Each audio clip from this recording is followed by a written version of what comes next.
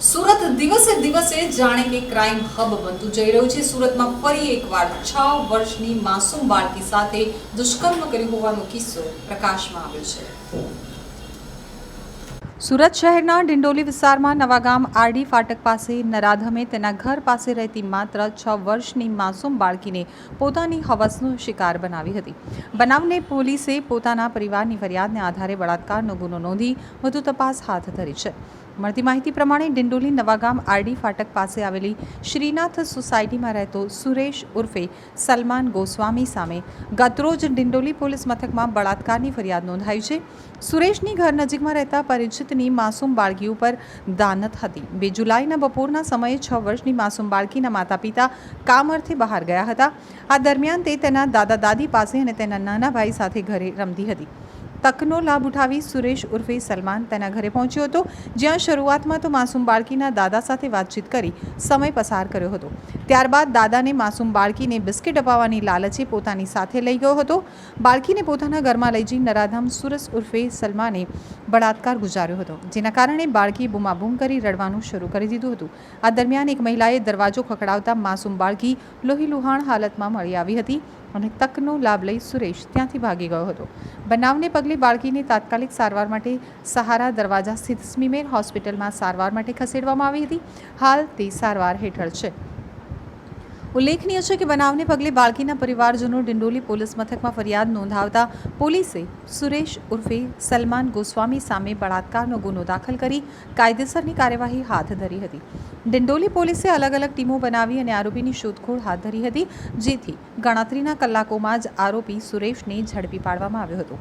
નરાધમ સુરેશ ઉર્ફે સલમાન બાળકીને બિસ્કિટ આપવાની લાલચ આપી પોતાના ઘરે લઈ જઈ બળાત્કાર ગુજાર્યો હતો, જેથી તેણે રડવાનું શરૂ કરી દીધું હતું અને બૂમાબૂમ પણ કરી હતી।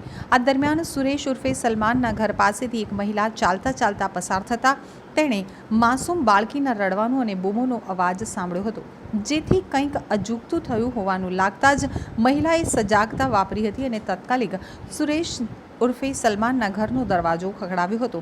સુરેશે ઘરનો દરવાજો ખોલતાની સાથે જ મહિલાએ ઘરમાં જોતા માસૂમ બાળકી જમીન ઉપર લોહીલુહાણ હાલતમાં પડેલી હતી, જેથી ગભરાઈ ગયેલો સુરેશ ઘરમાંથી ભાગી ગયો હતો। મહિલાએ તાત્કાલિક બાળકીના પરિવારજનોને આ વાતની જાણ કરી તેને સારવાર માટે હોસ્પિટલ ખસેડી હતી।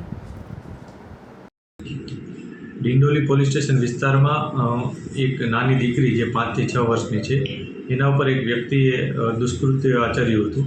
જે અનુસંધાને પોલીસે ભારતીય ન્યાય સંહિતાની કલમ 65(2) મુજબ અને પોક્સોની કલમ ઉમેરી અને ગુનો દાખલ કર્યો છે।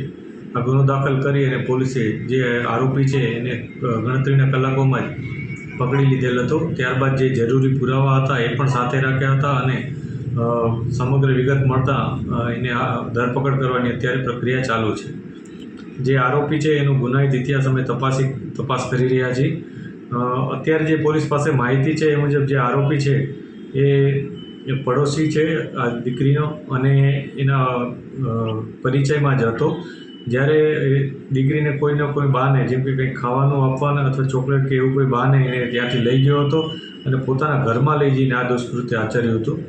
જ્યારે દીકરી મળી આવી હતી ત્યારે એની કન્ડિશન થોડી ખરાબ હતી, એના બ્લીડિંગ થયું હતું, એને લોહીના નિશાનો પણ હતા। આ ઉપરાંત જે આરોપી હતો એ પણ કઢંગી હાલતમાં હતો। આ મુજબની પરિસ્થિતિ એ સીન ઓફ ક્રાઇમમાં હતી। પોલીસે ત્યારબાદ આરોપી ત્યાંથી ભાગી ગયો હતો। પોલીસે ખૂબ જ ગણતરીના કલાકોમાં આરોપી સુધી પહોંચી ગઈ હતી।